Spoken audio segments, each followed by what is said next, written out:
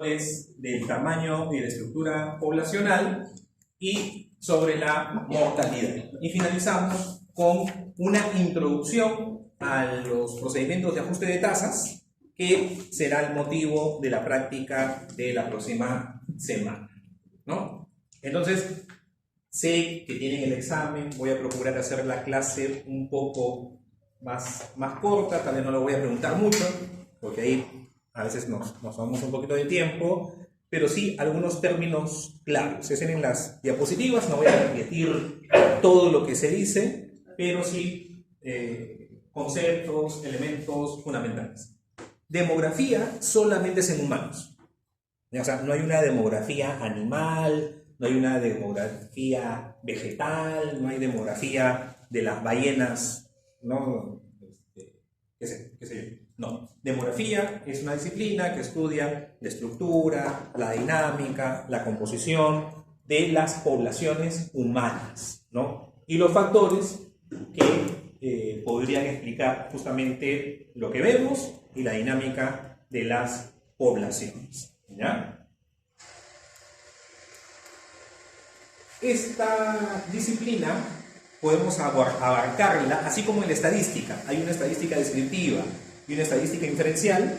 En el caso de demografía podríamos dividir una parte del análisis que es de la estructura y un análisis que es de la dinámica.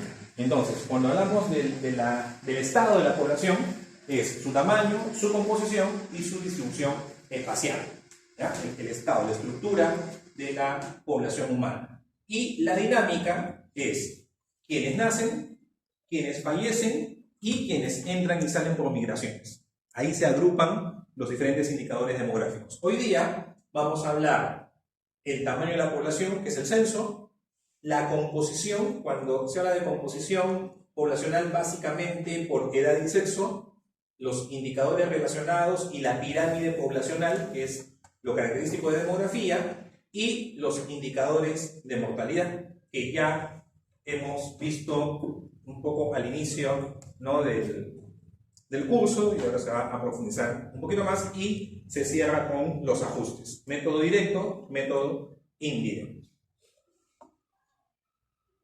Entonces, empezamos por el tamaño, y cuando hablamos del tamaño de la población tenemos que hacer referencia al censo.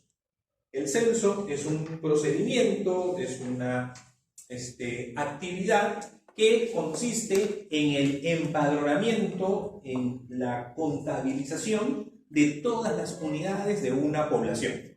Entonces, en demografía es el censo de población. Ahora, el término censo puede aplicarse, ojo con eso, también a unidades que no sean personas. Entonces, el censo que se hace en Perú es censo de población y viviendas, porque se recoge información también sobre la vivienda. Tal vez han escuchado, por ejemplo, el INEI hace los censos agropecuarios, ¿no?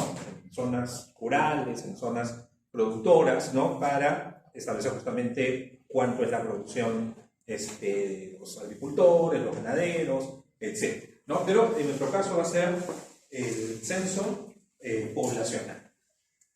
Desde la recolección, el acopio, la evaluación, análisis y la publicación de los datos. Les había preguntado ya en una clase anterior si ustedes habían participado del censo del 2017. ¿Se acuerdan? ¿No? Y algunos de ustedes habían sido encuestadores. Poquitos. ¿No? ¿Quiénes habían sido encuestadores? Aquí uno. Ya no hay. Acá. Uno que fue encuestador el 17. ¿No? Claro, cuando hablamos de censo, pensamos en un país, pero también puede ser censo más local. Incluso hay el término censo local, y posiblemente alguno de ustedes durante el CENUMS participe o tenga que aplicar un censo local para tener datos y construir sus indicadores o ver cómo están avanzando en las actividades del establecimiento. ¿Qué características tiene el censo en el modelo que aplicamos aquí en el país? ¿Ya? Porque hay diferentes modelos de censos. Por ejemplo, en Estados Unidos, bueno, ellos tienen un desarrollo y una, vamos a llamar, cultura del correo muy afianzada, ¿no? Antes de que hubiera todo lo de Internet, ellos hacían compras a distancia y tenían educación a distancia hace décadas, y todo por catálogos, ¿no? Que era por el correo físico. Entonces, su censo inclusive lo hacen por correo y le envían a las personas las fichas, las personas tienen que llenar y lo envían y demás. Ya. Aquí en el caso peruano, no. ¿Cuáles son las características? Primero, empadronamiento individual. Todas las personas tienen que ser identificadas y de forma nominal. Cuando se dice que hay un empadronamiento, hay una recolección de datos nominal, es que cada uno con nombre y apellidos es identificado, ¿no? Nominal de nombre, ¿no? Cada uno es registrado. Y al ser registrado uno por uno, se permiten luego hacer los cruces para el análisis. Porque si yo tuviera una ficha de censo, que es un dato agregado, yo podría ir a la casa y decir, ¿cuántas personas viven aquí? 6 personas. 6 personas. ¿Cuántos son hombres? 4. 4 hombres. ¿Cuántos son mujeres? 2. ¿Cuántos hay menores de edad? 5 menores de edad. ¿Cuántos adultos? 1. Y entonces podría tener así la información. Pero si luego yo quiero hacer un cruce para saber los hombres, las mujeres, tienen más edad, menos edad, con ese dato agrupado no se puede. Por eso es que es un empadronamiento individual que permite estas clasificaciones cruzadas. Luego, todos los habitantes, todas las personas que se encuentran en el territorio deben de ser censadas. Simultaneidad. En las zonas urbanas en Perú es un domingo, en los últimos censos que se ha realizado así. En las zonas rurales no se hace un solo día porque justo por las características de sus actividades económicas eso no lo permite, pero es en un margen de tiempo corto, no es que tampoco se tienen meses para hacer el censo. Y la periodicidad, la recomendación es que sea cada 10 años. ¿Ya? El 2006... No, claro, 2006 ya habían nacido, claro, sí, estaban pequeñitos, estaban chiquitos. ¿No? ¿Cuánto es? Hace 17 años, ¿no? Uy, estaban... 2 años. 2 años. Estaban ahí pero, viendo Peppa Pig, ¿no? Estaban ahí... High Five, no, en esa época High Five también, ¿no? Bueno. El año 2006 hubo un censo, además del 2007. Tal vez eso no, claro, ni se acuerdan del censo del 2007, 2006 menos. Hubo 2 censos con un año de diferencia. El censo del 2006 fue distinto, tuvo otra metodología, donde no fue simultáneo. Y fue una metodología más como si fuera una ENCRES, con un grupo de encuestadores, y que no se inmovilizaba a la población. Y se iba y buscaba las casas. Bueno, el resultado no fue muy bueno. Les comento esto para que vean que no hay una sola forma de hacer censos. El último que tenemos, el año 2017, donde la población fue de 31.200.000 personas, redondeadas, ¿no?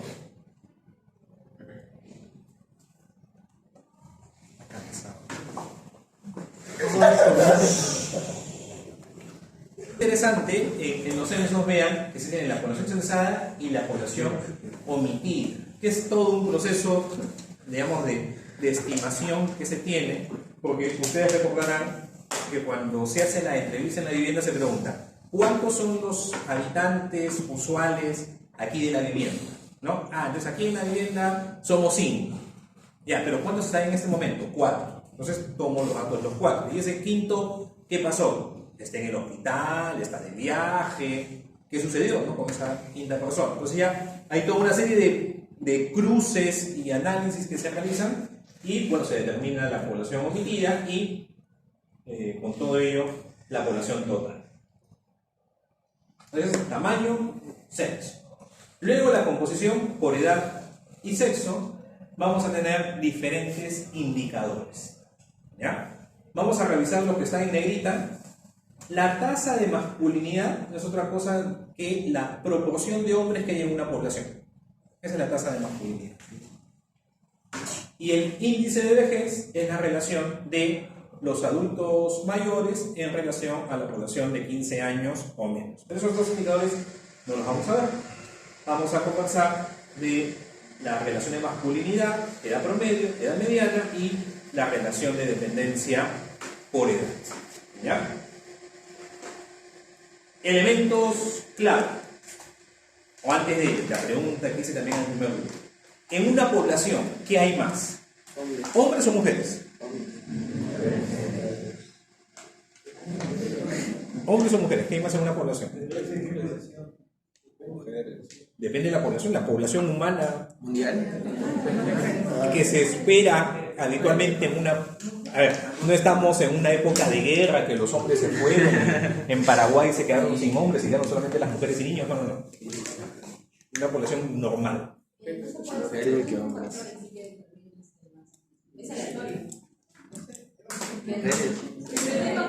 Porque los hombres mueren más seguido que las mujeres.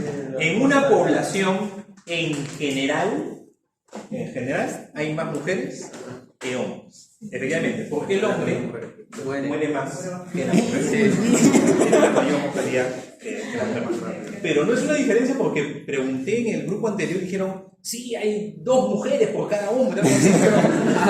Posible, pues, es muy poquito. ¿Ya? Y este indicador, la relación de masculinidad o índice de masculinidad, es el cociente, es una razón de hombres, el número de hombres entre el número de mujeres. Usualmente se multiplica por 100, ¿ya? Este indicador se multiplica por 100. Entonces, ¿qué valor esperamos como índice de masculinidad? ¿Más de 100? ¿100 o menos de 100? Para la población, si es que hay más mujeres que hombres, menos de 100. Pero no vamos a esperar pues un 30, un 40, serán 90 y tantos. ¿Ya? 90 y tantos. Hay 90 y tantos hombres por cada 100 mujeres. Sin embargo, al momento de nacer, nacen más hombres que mujeres. E internacionalmente el valor, es decir, valor es clave, este valor que se da al índice de masculinidad al momento de nacer es 105. ¿Ya? Nacen 105 hombres por cada 100 mujeres. ¿Ya? 105 niños por cada 100 niños. Y se están matando. Y no, y el hombre como fallece más, inclusive en el periodo también inicial fallecen un poquito más niños que niñas, ¿no? El hombre tiende a ser un poquito más frágil que la mujer al momento de nacer. Hay que cuidar al hombre. Entonces, con los datos de los 2 últimos censos, pero concentrándonos en el del 2017, vean, para la población peruana en general, el índice de masculinidad fue casi 97, 96,8. Por cada 100 mujeres, en el Perú, en el año 2017, había 96,8 hombres. Y eso sale de la división de 14.450.000, etcétera, entre 14.900.000, tantas mujeres. Pero vean cómo en los primeros años el índice de masculinidad es mayor de 100 y luego va disminuyendo, porque los hombres van falleciendo más que las mujeres. ¿Okay? Luego tenemos la edad promedio, la edad mediana. A través de los años, el promedio de edad ha ido aumentando, la población se va envejeciendo, lo mismo con la mediana de la edad. Pero a su vez, la distancia entre la media y la mediana ha ido acortándose, ¿no? Y esto es esperado en un proceso de envejecimiento. Porque en una pirámide poblacional, vamos a ver en un ratito las pirámides poblacionales, en una población que es expansiva, cuando en una pirámide poblacional se dice que tiene una característica expansiva, es que la base es ancha. Ancha, y la cúspide se va haciendo más estrecha, más angosta, ¿no? Entonces, esa es una característica de una variable que tiene una distribución asimétrica. ¿De cola izquierda o de cola derecha?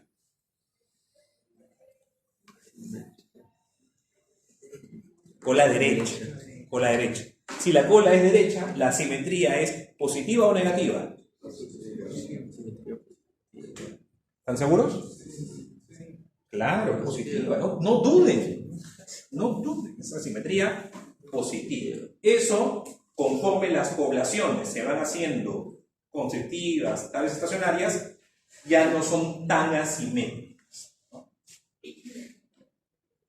Entonces ya ustedes saben qué es el promedio, ustedes saben qué es la mediana. La dependencia por edad.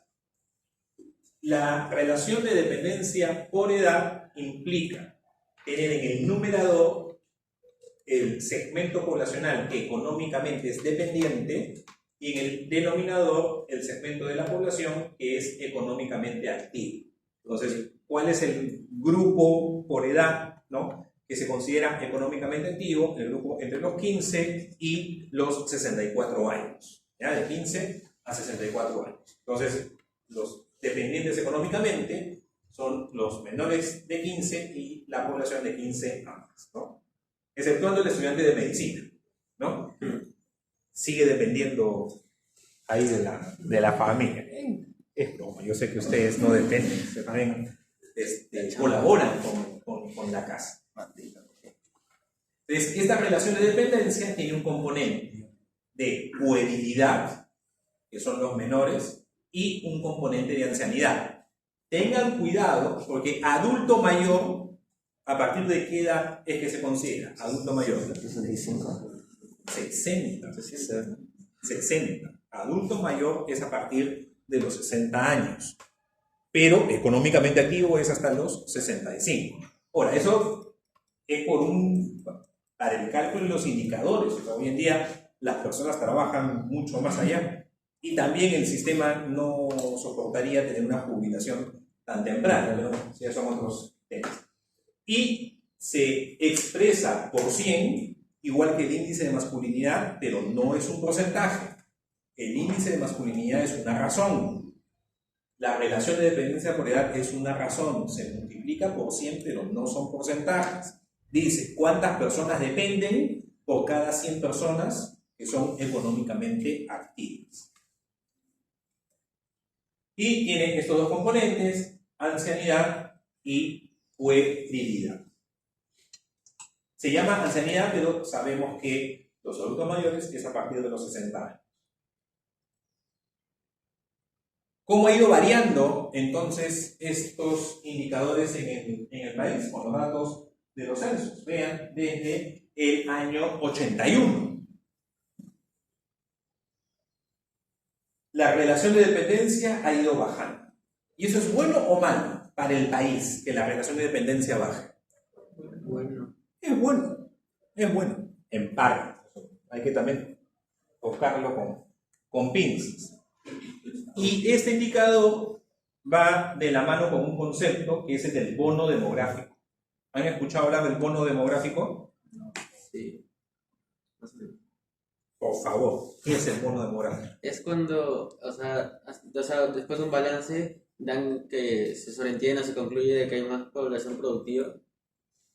O algo así. Ya, va por ahí. Pero como le dije al grupo anterior, es un tema que ustedes van a leer. Son tan curiosos y son tan así ávidos por conocimiento, van a leer. Entonces, como van a leer sobre el bono demográfico, no los puedo defraudar y les tengo que presentar el examen. Claro, porque si van a leer, no va a ser en vano su lectura. Entonces ahí vamos a hablar, o más que hablar, tal vez una preguntita por ahí sobre bono demográfico en el examen.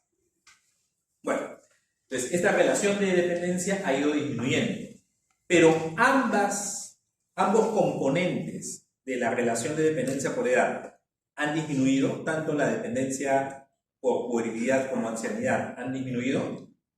No, la que ha disminuido es la relación de dependencia por puerilidad. Pero la relación de dependencia por ancianidad, ¿qué ha sucedido? Ha ido aumentando, ¿no? Y ese es uno de los retos, desafíos que también tienen los países, porque los países al ir envejeciendo, esa relación de dependencia por edad en el componente de ancianidad se va incrementando y entonces hace 30 años, hace 40 años, ¿no? Habían 82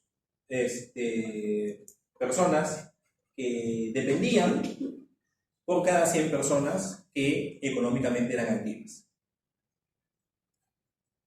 Hoy en día no dependen 82,9, dependen 53. Entonces uno dice, ¡ay, genial! ¿No? Dependen menos por cada 100 personas económicamente activas. Pero ¿qué pasa? De 7 adultos mayores que dependían, ¿no? De 65 más que dependían 7,4, ahora se ha pasado a 12,8. Y la tendencia es que eso va a ir incrementando.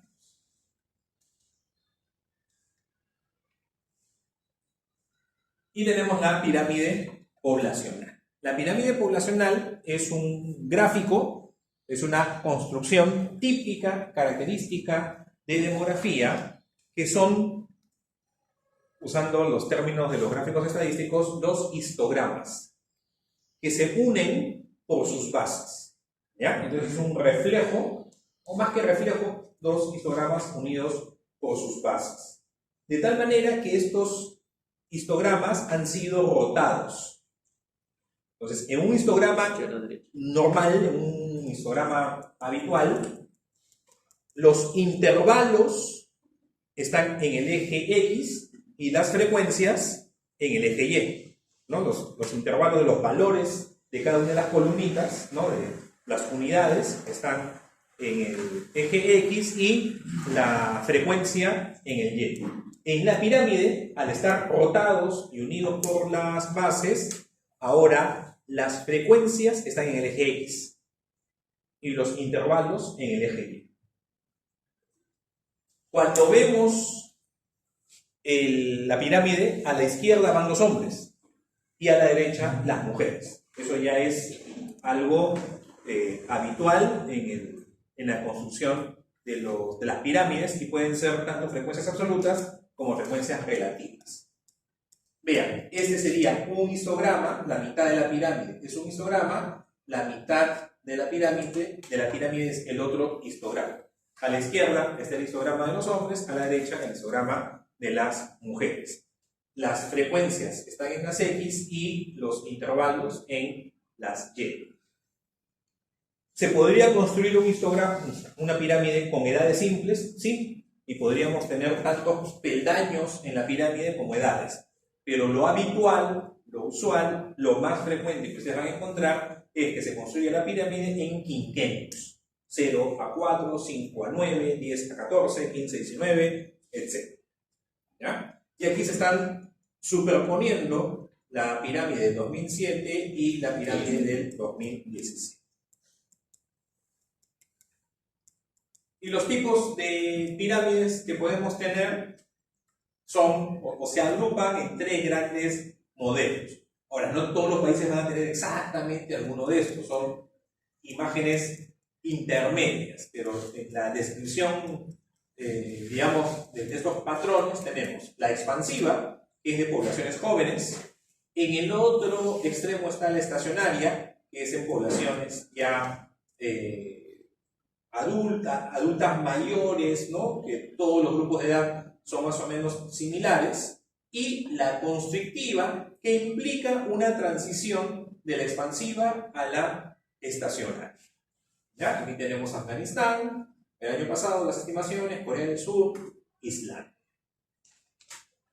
Estos datos son obtenidos de esta página web, que es de una oficina de censos de Estados Unidos. Bien interesante. Ahí pueden encontrar información de diferentes países, ¿no? De estimaciones que se han realizado, ¿no? Estos son los datos para Perú, ¿no? Vean los patrones de incremento poblacional. Si bien la población en números absolutos crece, el crecimiento anual viene disminuyendo, ¿no? La tasa de fecundidad también va disminuyendo y la esperanza de vida va aumentando un poquito. Luego vamos a ver este cuadro. Y este gráfico de la pirámide poblacional, que nace, surge en la demografía, ya hace varios años se usa con bastante frecuencia en salud pública para describir a las enfermedades, ¿no? Justo la distribución por edad y sexo de los pacientes que sufren alguna patología. Durante el COVID, por ejemplo, el Ministerio de Salud publicaba estos cuadros y vean el título, dice pirámide poblacional, pero ya no es en un uso demográfico, es en un uso sanitario para describir la patología. Entonces, ¿quiénes se afectan más? Hombres y mujeres. ¿En qué grupos de edad se afectan más? ¿No? Entonces ahí se va haciendo la comparación. Y no solamente para la frecuencia de los casos, ¿no? Los casos nuevos en la tasa de ataque, vean para la mortalidad, para la letalidad. Aquí se están empleando estas pirámides poblacionales. Entonces, la enfermedad, ¿dónde fue más letal? En niños, jóvenes, adultos mayores. Se ve que la letalidad fue mayor en los adultos mayores y comparando más letal en hombres que en mujeres, ¿no? Entonces es una descripción. Ojo, en una descripción no se explica causalidad, pero me puede ayudar a generar hipótesis. Entonces, si uno ve esta pirámide, ¿por qué fallecen más adultos mayores que jóvenes? ¿Por qué fallecen más hombres que mujeres? Ya ahí uno empieza a lanzar hipótesis. Esto me ayuda a describir. Y luego tenemos los indicadores de mortalidad. La mortalidad, la muerte, va a ser un suceso, un evento al cual vamos a estar expuestos durante toda la vida. Desde que nacemos, estamos expuestos a morir, ¿no? Inclusive tal vez han escuchado esa frase, uno empieza a morir desde que nace. Ya uno nace y hay células que van muriendo. Y en demografía y en salud pública, el estudio de la mortalidad es importante por sus niveles, por su impacto, ¿no?, en la población y por sus propias causas. Es un indicador de la situación de salud de la población y de las condiciones de vida. Tenemos acá diferentes indicadores de mortalidad. Todos estos indicadores, vamos a dejar un ratito de lado la esperanza de vida al nacer, pero todos estos son cocientes, ¿ya? Son relaciones de un numerador con un denominador. Salvo mortalidad infantil y mortalidad materna, todos los demás son proporciones. ¿Se acuerdan la diferencia entre una proporción y una razón? Clase 2 del curso. En una proporción, o clase 1 inclusive creo, en una proporción, ¿cómo se relaciona el numerador con el denominador? El numerador está incluido en el denominador. Es una proporción. Una razón no está incluido. En este caso en particular, decimos que la mortalidad infantil y la mortalidad materna son razones porque no todo el numerador está incluido en el denominador. ¿Ya? Y ahorita vamos a ver sus conclusiones. Y finalmente, la esperanza de nacer, que ya es un indicador más complejo de calcular. La mortalidad general, que es el indicador que tradicionalmente se ha empleado en el estudio de la mortalidad, es la relación del total de muertes entre el total de la población. En un país, vamos a decir país, eso se puede calcular para una provincia, para una región, etcétera, pero vamos a usar el área país, ¿no?, para referirnos a estos indicadores en un año determinado. Entonces, para el año 2020, ¿cuál fue la mortalidad en Perú? Para el año 1990, ¿cuál fue la mortalidad en Perú? Entonces, es el total de fallecimientos que hubo en ese año entre la población de ese año. Pero, ¿cuál es la población de ese año? Es la población, como les decía el grupo anterior, del 1 de enero, es la población del 31 de diciembre, es la población de 28 de julio, que es estas patrias, el Día del País. ¿Cuál es la población que decimos es la población del Perú del año 2020? A mitad del periodo. Es la población a mitad del periodo. ¿Y cuál es el día que es la mitad del periodo? El 30 de junio. ¿Ya? Entonces, eso es lo que dice aquí en la diapositiva. Estos símbolos lo que dicen es la mortalidad general el año Z para el país, ¿no?, que estamos estudiando, es el total de muertos que hubo en ese país en el año Z entre la población al 30 de junio del año Z. Y la mortalidad general se expresa por 1000 habitantes. ¿Cuántos fallecidos hubo en tal país tal año por cada 1000 habitantes?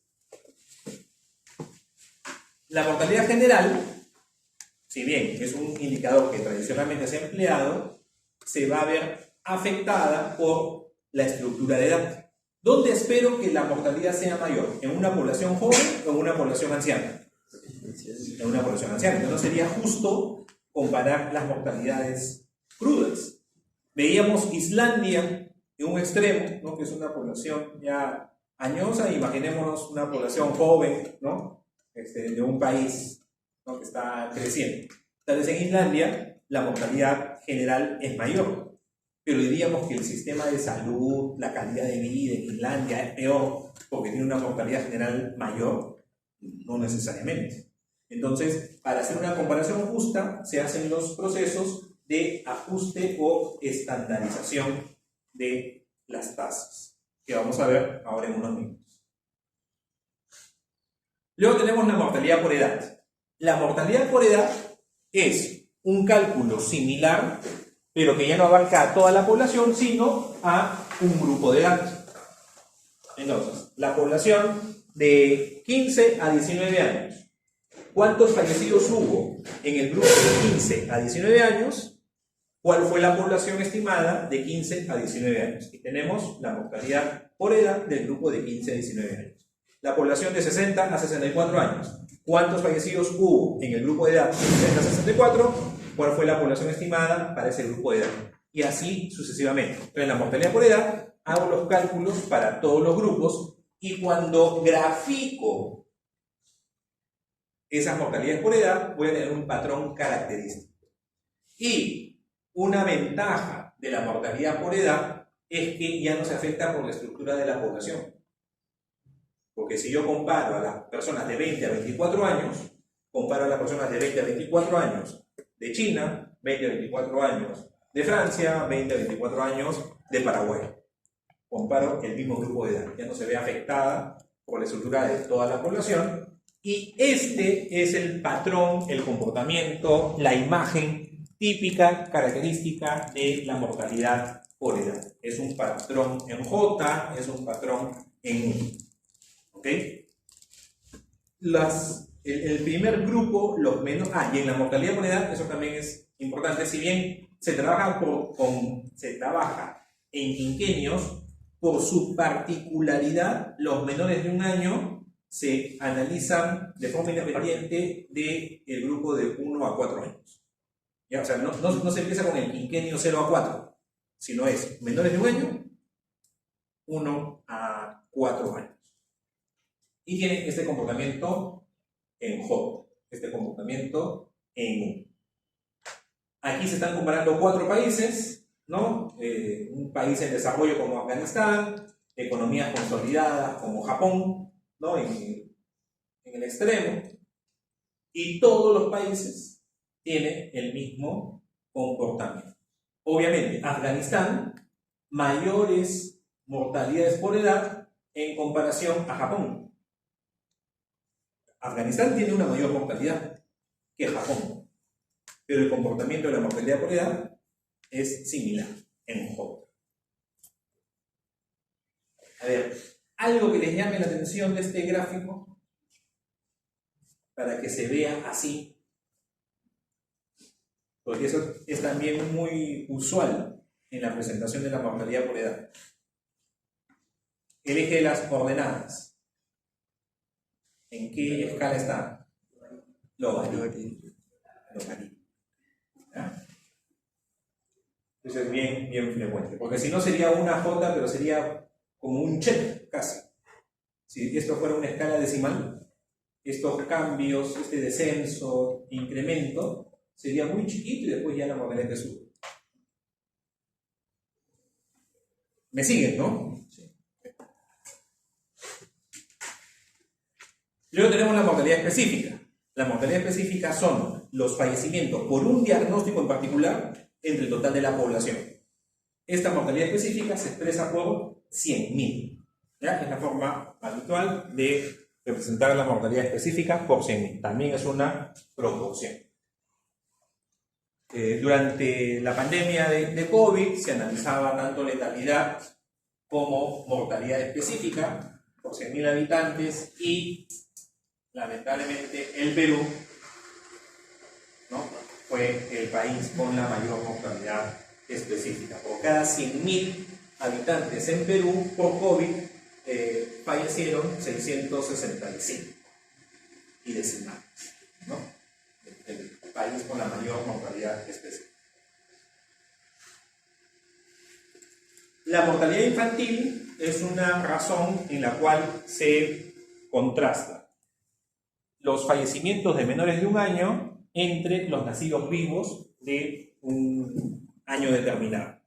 ¿Y por qué es una razón? Porque si mi denominador son nacidos vivos, ¿no?, los niños que nacieron en ese país entre el 1 de enero y el 31 de diciembre, el numerador no necesariamente sale del denominador. Porque si tenemos un niñito de 6 meses que fallece el 15 de enero, ese niñito de 6 meses que fallece el 15 de enero, ¿qué año nació? El año previo, ¿no? Si fallece el 15 de enero del 2020, 15 de enero del 2020, un niñito de 6 meses, ¿qué año nació ese niñito? El 2019. Entonces no está dentro del grupo de nacidos vivos del 2020. Por eso es que mortalidad infantil es una razón. ¿Ya? En el Perú ha ido disminuyendo esta mortalidad infantil en los años. Aquí un gráfico. ¿Qué tipo de gráfico sería este? Lineal. Un gráfico lineal. ¿Y cuál es el error que salta así a la vista de este gráfico lineal? Las rayas y los Números. No, esos son diferentes encuestas. Esto no es problema que sean distintas. las líneas. Las líneas. Si hay líneas. Ese no es el peor error. Es el peor error de este gráfico. Que la leyenda está adentro. No, es el peor error.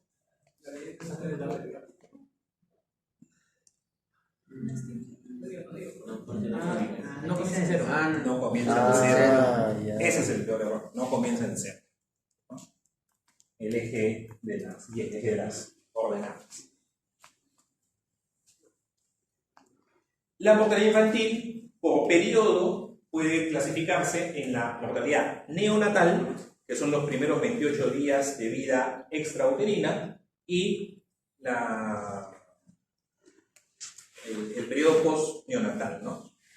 Y recuerden que eso es interesante, ¿no? Es el periodo neonatal son los primeros 28 días de vida extrauterina, porque el ser humano también vive dentro de la mamá, ¿no? Vive desde la concepción, ¿no? Vida extrauterina. Y según la causa de muerte, la muerte puede ser endógena o exógena. O sea, las causas. Se dice endógena, la causa de la muerte, el niño nace y lamentablemente fallece durante el primer año, pero por una situación que viene desde la gestación. Tal vez una malformación congénita, ¿no? Estos errores del metabolismo, representantes del metabolismo, que si no se corrigen pueden ser letales, o alguna situación propia del parto, ¿no? Una distocia, ¿no? Es un parto podáldico, por ejemplo, ¿no? Que puede ser complicado y lamentablemente una distocia de cordón, ¿no? Viene doble circular, etcétera, puede fallecer el niño después por esta complicación del parto. Y las causas exógenas, o la mortalidad exógena, ya principalmente son las infecciones. Cuando el niñito dio a luz y viene una infección, ¿no? Una neumonía, por ejemplo, cuidado en unidades neonatales y lamentablemente el niño fallece. Usualmente, la mortalidad neonatal se debe a causas endógenas. O en todo caso, las causas endógenas o la mortalidad endógena principalmente se manifiesta durante el periodo neonatal, ¿no? La mortalidad exógena en el periodo postnatal o con mayor frecuencia la mortalidad postnatal se debe a una mortalidad exógena. ¿Ya? Es en proporciones, no es que sea excluyente, es exclusivo, ¿no? ¿Puede haber causas endógenas que se presentan en el periodo postnatal? Sí. Y hay causas exógenas que se presentan en el periodo natal también, ¿no? Pero la relación, ¿no? Endógena, sobre todo neonatal, exógena, sobre todo post-neonatal. Y tenemos la mortalidad materna. Aquí, recordar que no es el fallecimiento de una madre, ¿ya? Yo tengo, gracias a Dios, a mi mamá todavía viva, y si mi mamá fallece, no va a ser considerada en las estadísticas como una muerte materna, ¿ya? Entonces, muerte materna no es muerte de una madre. Muerte materna es el fallecimiento de una señora durante la gestación, durante el parto o durante el puerperio. El periodo puerperal son las 6 primeras semanas después del parto, ¿no? Inclusive en los hospitales, ustedes cuando ya vayan visitando los hospitales, hay salas, hay servicios, ¿no? Que son de puerperio. O sea, una señora después de dar a luz, ¿a qué servicio del hospital va? Va al servicio de puerperio, ¿no? Ese es el periodo después del parto. Que son 42 días, son 6 semanas. Y ahí no equivocarse. Neonatal, periodo neonatal son 4 semanas, 28 días. Periodo puerperal son 2 semanas más, son 6 semanas, 42 días. En el Perú también ha ido disminuyendo la mortalidad materna. La meta dentro de los objetivos de desarrollo sostenible es llegar a una mortalidad materna de 70 por 100.000 nacidos vivos. A eso me había olvidado de comentarles. La mortalidad infantil, todas estas tasas de mortalidad es por 1.000 nacidos vivos. Mortalidad infantil es por 1.000 nacidos vivos. Mortalidad materna es por 100.000 nacidos vivos. Y acá sí claramente la mortalidad materna es una razón, porque en el numerador están las señoras que han fallecido durante la gestación, el parto o el puerperio, y el denominador son nacidos vivos. Son poblaciones totalmente distintas, entonces es una razón. Y las causas de la muerte materna pueden agruparse en 3 grupos principales, ¿no? Las muertes maternas por causas directas, que son la mayoría, cerca del 75% de las muertes maternas, las causas indirectas, alrededor del 20%, y las incidentales, que son los accidentes, 5%. Las causas directas son esas causas obstétricas, ¿no? Directamente relacionadas, hemorragias del primer trimestre, segundo trimestre, tercer trimestre, distocias del parto, eclampsia, preeclampsia, en fin. Las indirectas son enfermedades preexistentes, ¿no? O concurrentes, como cardiopatía, problemas metabólicos, enfermedades infecciosas, etc., ¿no? Entonces, una señora, ¿no?, que tenía una cardiopatía o capacidad, porque por la gestación se complica y lamentablemente fallece. Y finalmente, las causas incidentales, que son las causas externas, no relacionadas al embarazo. El otro indicador de mortalidad es la letalidad. La letalidad es un indicador de la gravedad de una enfermedad. Y es la relación del número de fallecidos por una causa en específico entre el total de enfermos. Esa es la letalidad. La letalidad es una proporción. Ahora, hay enfermedades que son altamente letales. Altamente letales. ¿Qué enfermedad que su letalidad es prácticamente el 100%? Hemos tenido como problema de salud pública, y que se sigue teniendo, pero en las últimas semanas estuvo en las noticias.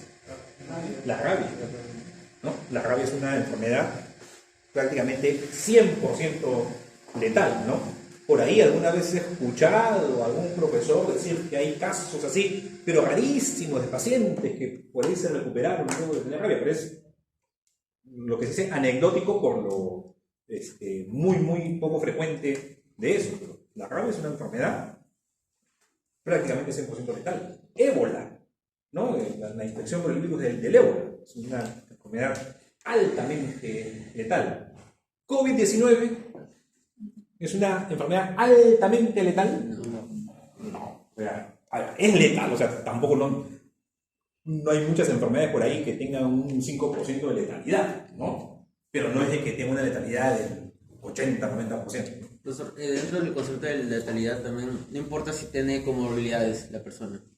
O si... No, ahí es donde ya se van haciendo las diferencias, ¿no? Entonces la enfermedad puede ser más letal si se acompaña Claro. X, Y, Z, menos letal si no tiene tales características. Y la letalidad se expresa como un porcentaje, ¿no?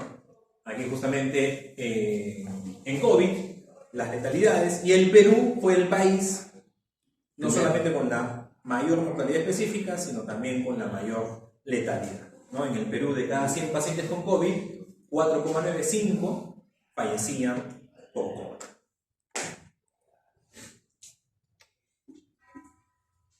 Otro indicador que es la mortalidad proporcional, como su nombre lo indica, es una proporción del total de muertes, cuántas se debe a una causa en particular. Y también es un porcentaje. Es un texto ya de hace algunos años de un ASIS de mortalidad, donde, ojo, se presenta la mortalidad específica, ya que es esta última columna que estoy acá señalando en la presentación, pero se acompañaba de la mortalidad proporcional. Por eso es que lo traigo acá en la diapositiva. Estos porcentajes es del total de muertes, ¿cuántas fueron malformaciones congénitas? El 16%. Del total de muertes, ¿cuántas fueron infecciones respiratorias bajas? 11%. Una proporción, mortalidad proporcional. Esto en niños, y si nos vamos al otro extremo de la vida, en adultos mayores, neumonías, ¿no? Infecciones respiratorias agudas bajas, casi el 14% de todas las muertes.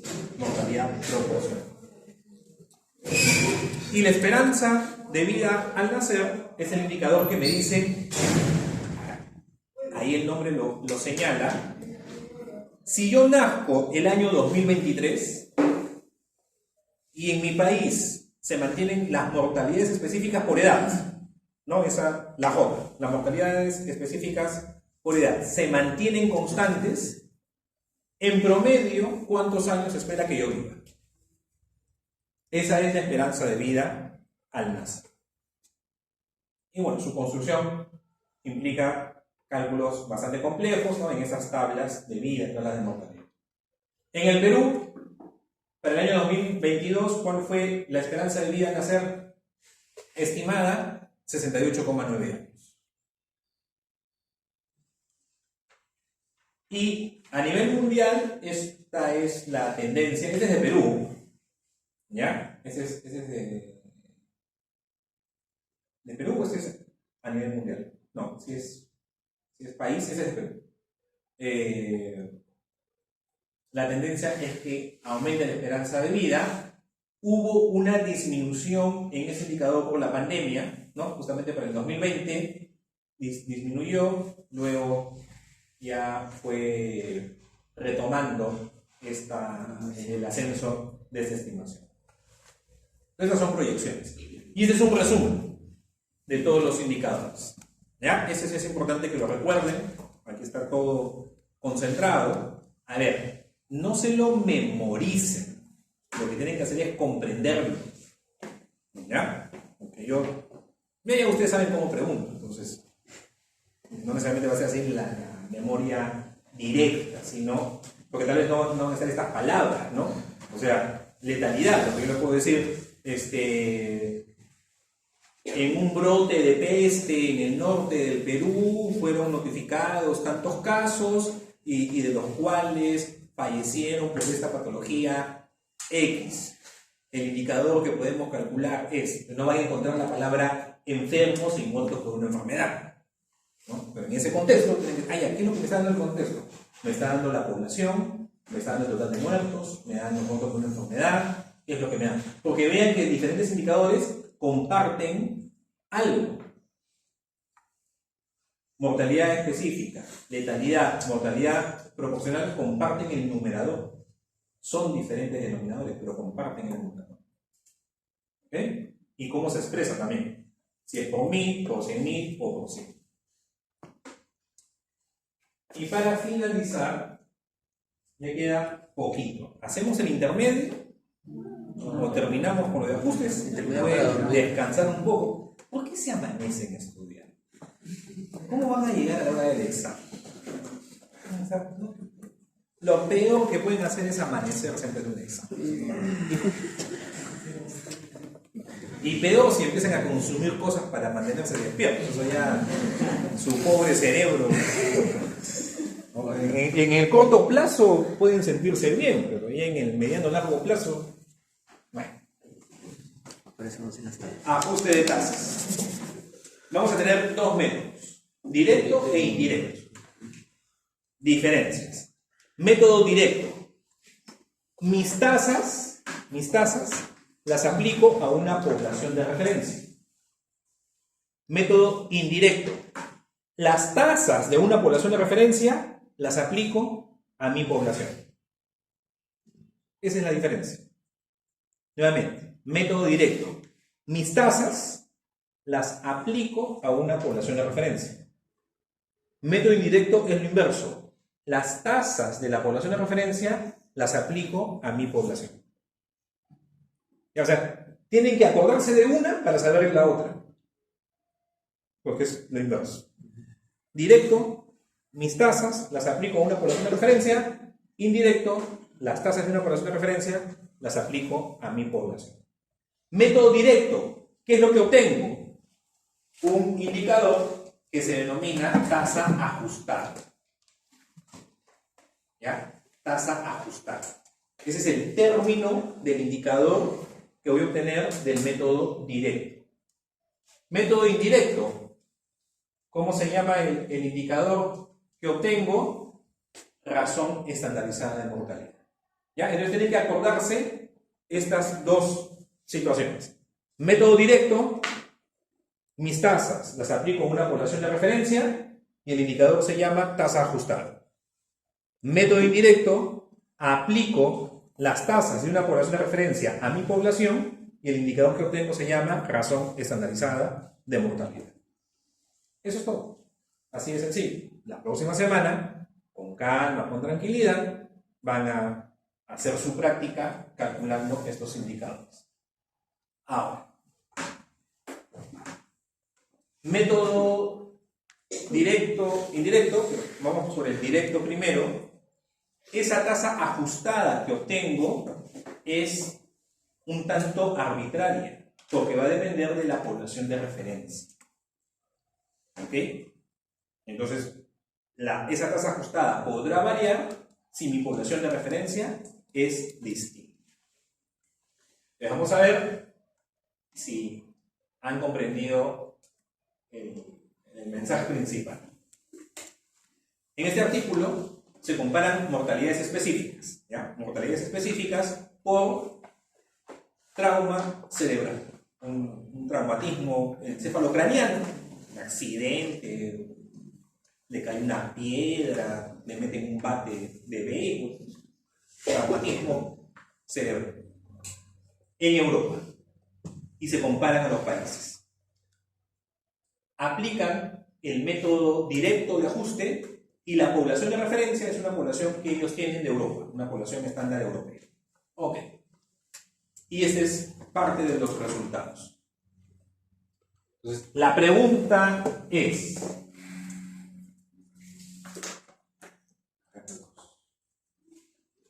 asistentes aquí a la sesión. Y vamos a empezar por atrás. Brandon Villegas. Brandon. En Austria, por cada 100.000 habitantes, ¿cuántas muertes por un traumatismo cerebral ocurrieron? 12.6. 12.6. José Vázquez, ¿estás de acuerdo con Brandon? La pregunta fue, en Austria, por cada 100.000 habitantes, ¿cuántas muertes por trauma cerebral hubo? Brandon dice 12,6. ¿Estás de acuerdo? Sí. Y yo digo que no. Rodrigo Valle, ¿por qué yo digo que no es 12,6? Yo digo que es 12,1.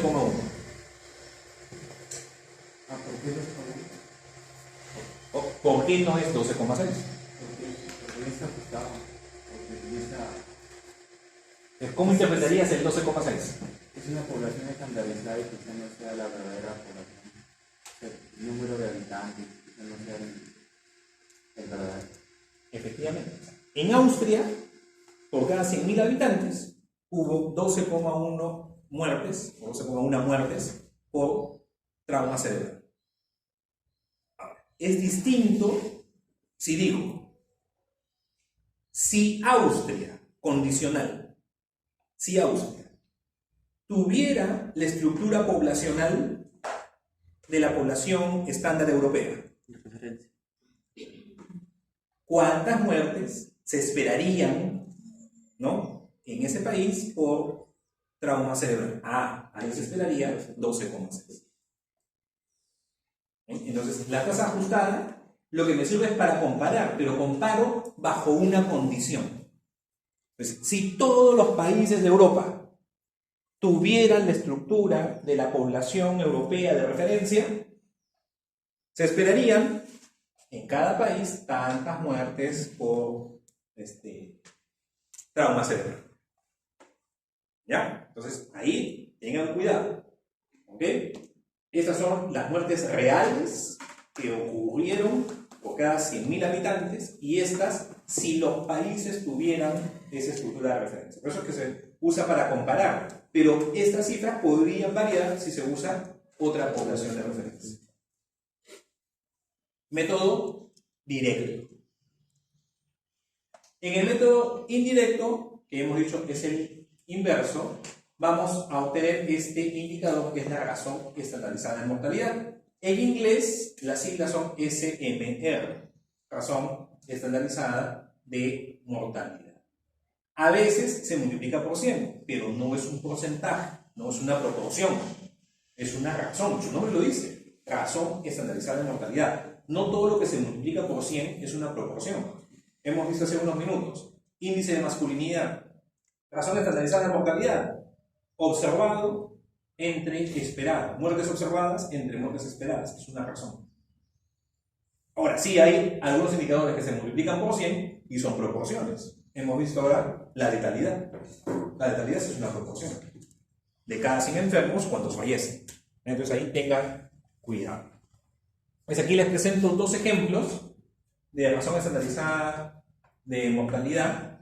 Aquí un análisis de la mortalidad en pacientes en diálisis, tanto hemodiálisis como diálisis peritoneal, donde se calcula la razón estandarizada de mortalidad, se divide lo observado entre lo esperado, ¿no? Aquí están las muertes observadas, cuántas muertes esperaría, ¿no?, si me aplican las tasas de la población de referencia. Ese es el método indirecto, ¿no? De la población de referencia saco las tasas, las aplico a mi población, calculo las muertes esperadas y divido observado entre esperado, y esta es la razón estandarizada de mortalidad,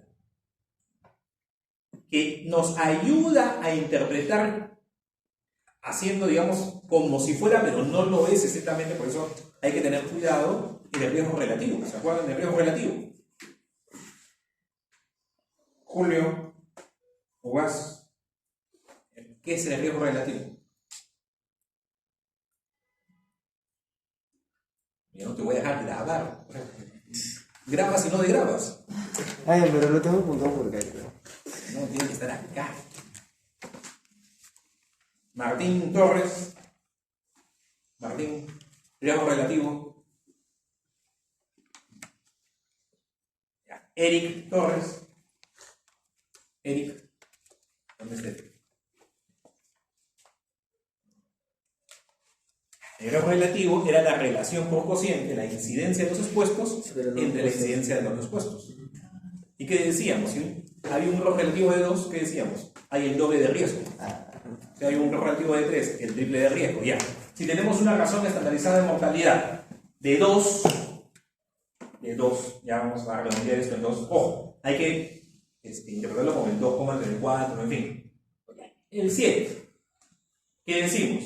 Que los pacientes en diálisis peritoneal tienen 7 veces el número de muertes en comparación a lo que se esperaría si es que en ellos la tasa de mortalidad fuera la de la población general. Porque en este artículo ha usado la muerte de la población general, ¿no?